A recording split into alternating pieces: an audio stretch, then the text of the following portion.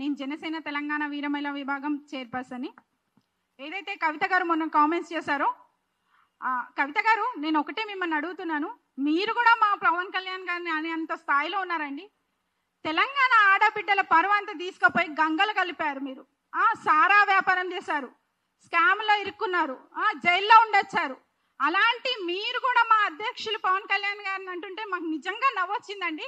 First మాకు బాధపడ్డాం, కానీ మీరు అంటుంటే నవ్వొస్తుంది.